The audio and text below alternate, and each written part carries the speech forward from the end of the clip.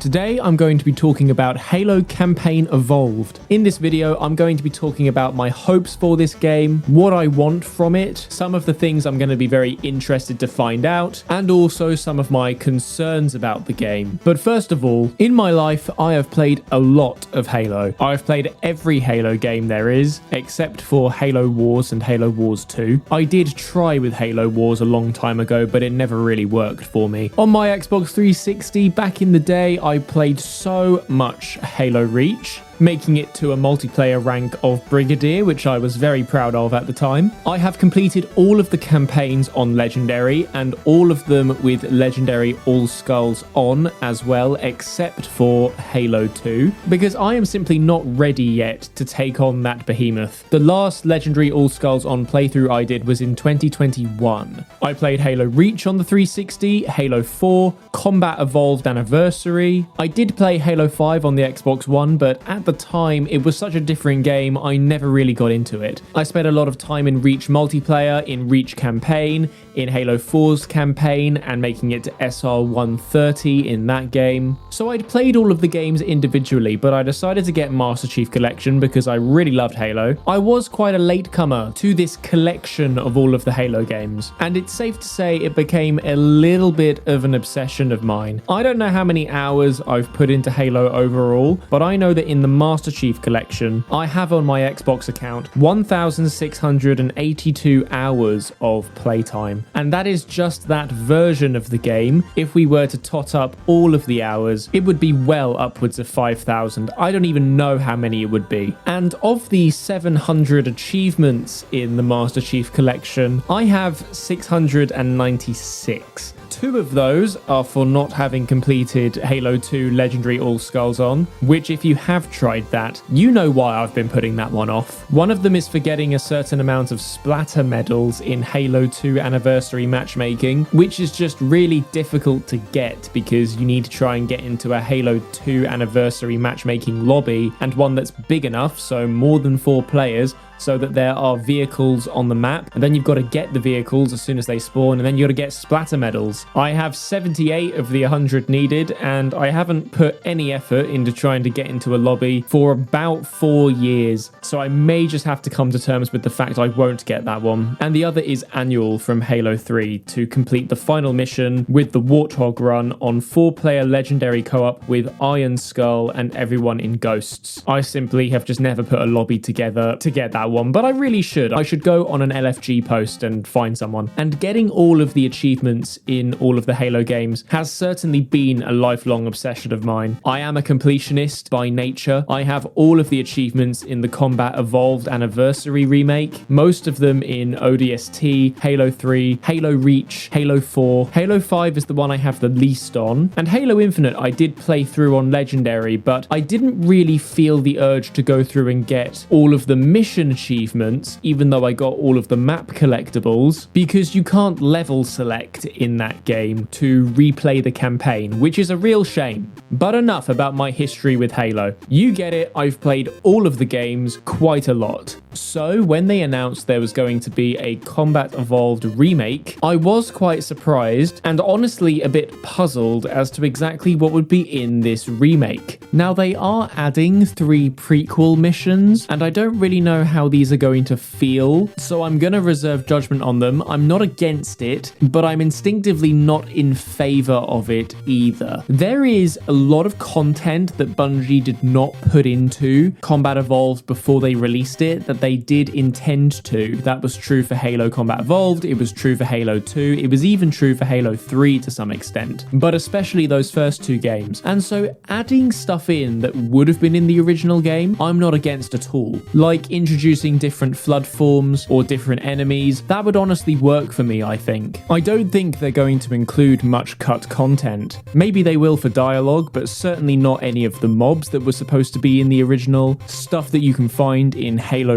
restored, like the wolves on the original ring or any of that wildlife that was all planned to be in, especially in that second mission on the Halo ring? Will there be any invisible barriers on the edge of the Silent Cartographer Island? Because in the original and even the remaster, you can go very far under the water from the island without hitting a death timer. I imagine there's going to be a lot of death timers in this game. On the second level, if you get in a Banshee, will you be able to fly above where the original sky limit was and get onto the top of those cliffs perhaps? I imagine that there will be hijacking available in this game, something that you couldn't do with vehicles in the original. And one thing that they have done is they've brought back the needle rifle from Halo Reach. Obviously a weapon that wasn't designed back in 2001 when Bungie made this game, but it does appear in the prequel game Halo Reach. And I think that that's going to work really well. I haven't played the game yet, but that seems like it makes a lot of sense to me. And if we are going to have brutes in the prequel missions, then having brute weaponry makes perfect sense, and also having the Sentinel beam for the Flood missions available for you to pick up maybe in the Forerunner structures, that would make a lot of sense to me as well, because this is a Forerunner structure that is housing the Flood. What happens if the Flood escapes? Well, the Forerunners put Sentinel beams in some of the corridors for you to take out the Flood. That's what that weapon is designed to do. And being able to use the energy sword in this game is definitely welcome. I have no problem with that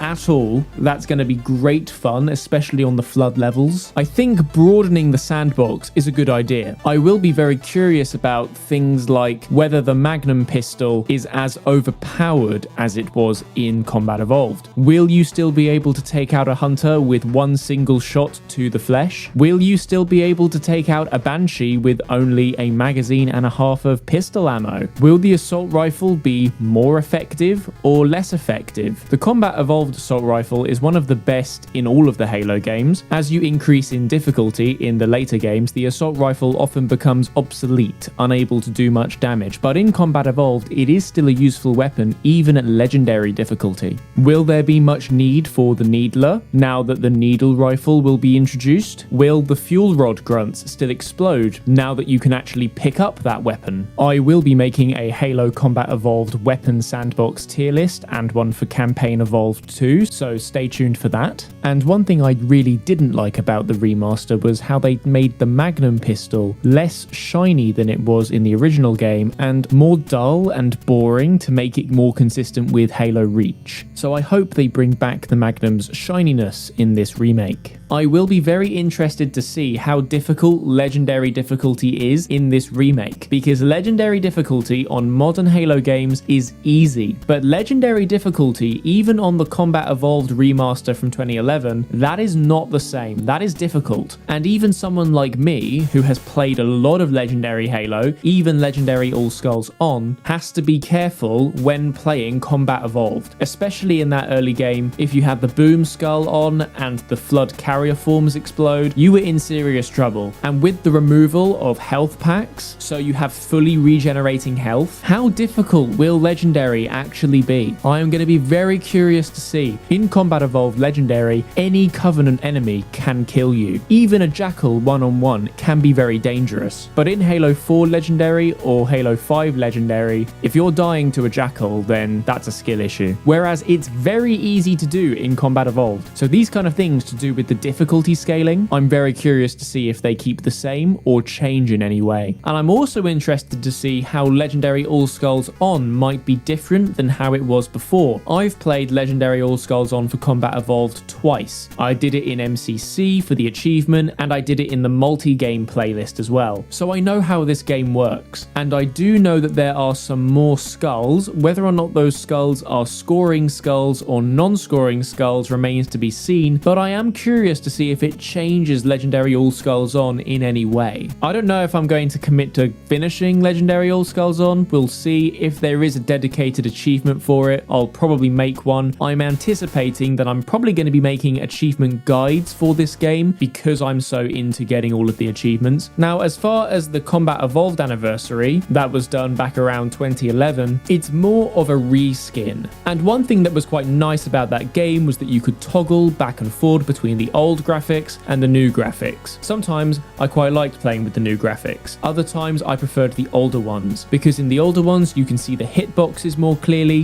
where they've reskinned and retextured many of the Covenant life forms. What you can see is sometimes not actually a hitbox. This is also true for the map in general. When they reskinned the map, some of the boundaries where the walls are in the new graphics you can just walk through, because they don't actually line up with where the boundaries are in the old graphics. And those were things I really didn't like about that game. Another problem with the reskin is that the newer graphics were very overly lit. In the old graphics, there was a great sense of environment, ambience, and mood, especially in the flood levels like 343 Guilty Spark and the library. The darkness really helps build the atmosphere of that level. But when you turn on the new graphics, everything is overly lit and you can just see everything, and it completely destroys that immersion. Another interesting feature about Combat Evolved is that it has the torch. There aren't many Halo games that actually have an additional feature to allow you to see better in the dark. Halo Reach has its night vision, but the torch has always been an unusual inclusion. I'm wondering if it will remain included or if there'll be any need for it, because in the Combat Evolved remaster there is no need for it because the texture of the maps and the levels are so bright. There is a lot of darkness in the original game, which is why the torch is there, and so I'm curious if they're going to keep the torch. By remaking the game, I hope we can capture or improve,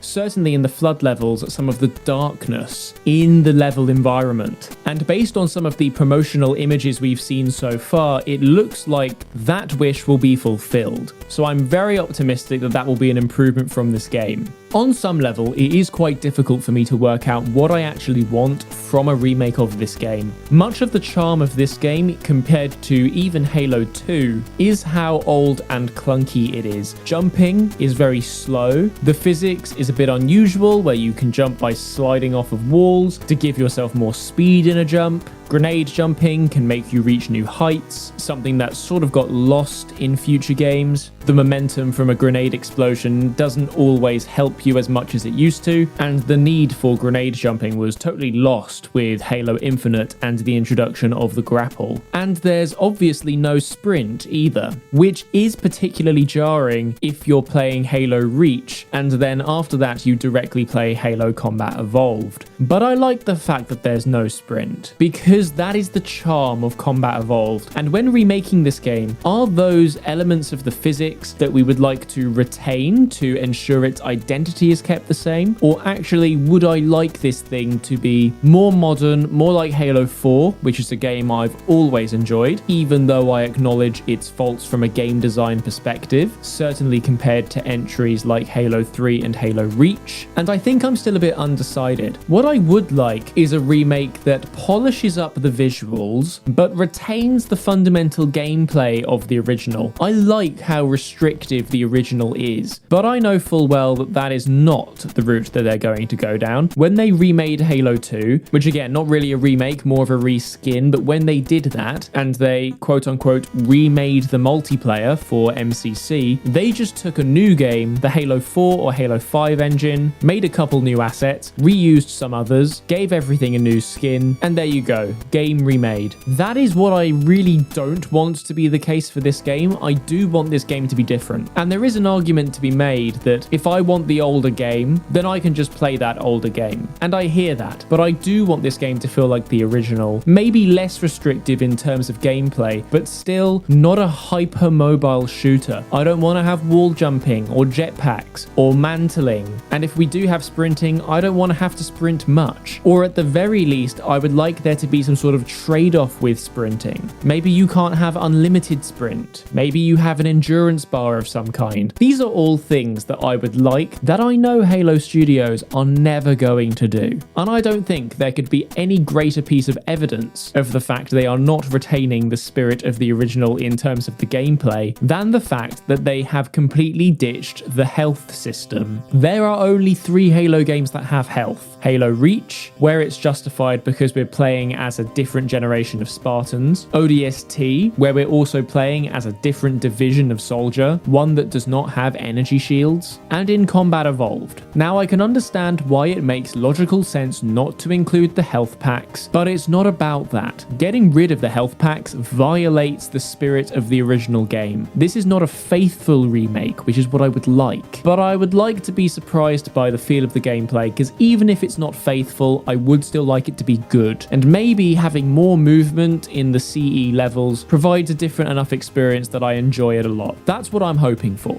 Another thing that I think would be great to improve about this game would be the soundtrack. Obviously, the soundtrack is amazing, but it was made largely on a computer in 2001 with basic software, and even though I really like the tracks because compositionally they're really good, I would like this to be re-recorded. Like how in Halo 2, many of the tracks were re-recorded for the MCC remaster. Although when they did re-record some of the Halo 2 music for MCC, the orchestration was different than it was in the original. Sorry, this is really specific, but if you're not new to this channel, you know that I'm a music nerd. But they orchestrated some of the strings differently, and I didn't really like that. I preferred the original. So a faithful re-recording of the soundtrack would be very welcome for this game. I want to be able to listen to On a Pale Horse, recorded by a full orchestra or a small chamber orchestra with high quality audio and some real drive and power in the track. As for the graphics, I would like an update to the original. I'd like the graphics to be a bit more high fidelity. Many of the Halo graphics are very stylized, which works for specific games. What I really don't want is for this game to look like Halo Infinite, because while I like the look of Halo Infinite, it is a bit silly and a bit cartoonish. I think there's something interesting about Zeta Halo in particular and the sort of hexagonal pillars on the Halo ring that makes that kind of style work for it, but I do think it's one of the more inferior art styles to Halo games, and I do not want to see that kind of polish on this remake. I also do not want this game to look like Halo 4. I really like Halo 4, and I actually really like how it looks because all of the Forerunner institutions and technology and buildings are on the planet Requiem. I like to think of all of that Forerunner art style being consistent with that planet